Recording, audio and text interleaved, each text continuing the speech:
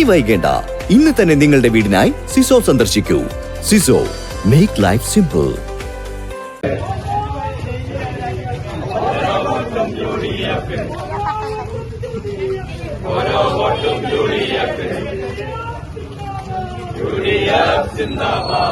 അങ്ങാടിപ്പുറം ഗ്രാമപഞ്ചായത്ത് UDF സ്ഥാനാർത്ഥികൾ നാമനിർദ്ദേശ പത്രിക സമർപ്പിച്ചു. Muslim League vice president Ummer Arakkal, Kunnath Muhammad, P. Saeeda teacher, Haris Kalathil, Radhakrishnan, Aneesh തുടങ്ങിയ UDF നേതാക്കളുടെ നേതൃത്വത്തിൽ 24 വാർഡുകളിലെ UDF സ്ഥാനാർത്ഥികൾ അങ്ങാടിപ്പുറം ലീഗ് ഓഫീസിൽ നിന്നും പ്രകടനമായി പഞ്ചായത്തിലെത്തിയാണ് സെക്രട്ടറിക്ക് പത്രിക സമർപ്പിച്ചത്.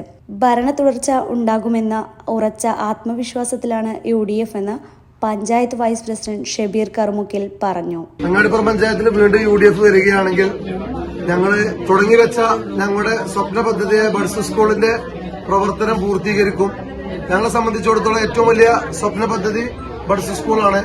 അത് പണി പുരോഗമിച്ചുകൊണ്ടിരിക്കുകയാണ്.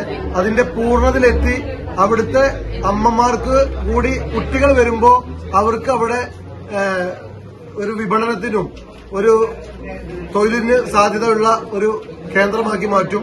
അതുപോലെ തന്നെ കേരളത്തിന് മാതൃകയാവുന്ന വിധത്തിൽ ഒരു വൃദ്ധസദനം, അത് അഗതി മന്ദിരം, വയോജന പാർക്ക് അതിന്റെ ഹബ്ബാക്കിയിട്ട് ഞങ്ങൾ അതിന്റെ സ്ഥല നടപടികൾ പൂർത്തീകരിക്കാൻ ദിവസങ്ങൾ മാത്രം ബാക്കിയുള്ളൂ.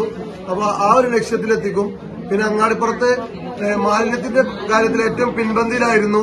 അങ്ങാടിപ്പുറത്തെ മാലിന്യമുക്ത അങ്ങാടിപ്പുറമായി കേരളത്തിൽ തന്നെ ഏറ്റവും നല്ല ഒരു മാതൃക മാലിന്യത്തിന്റെ കാര്യത്തിൽ അങ്ങാടിപ്പുറത്തിന്റെ മാതൃകയിൽ കൊണ്ടുവരും.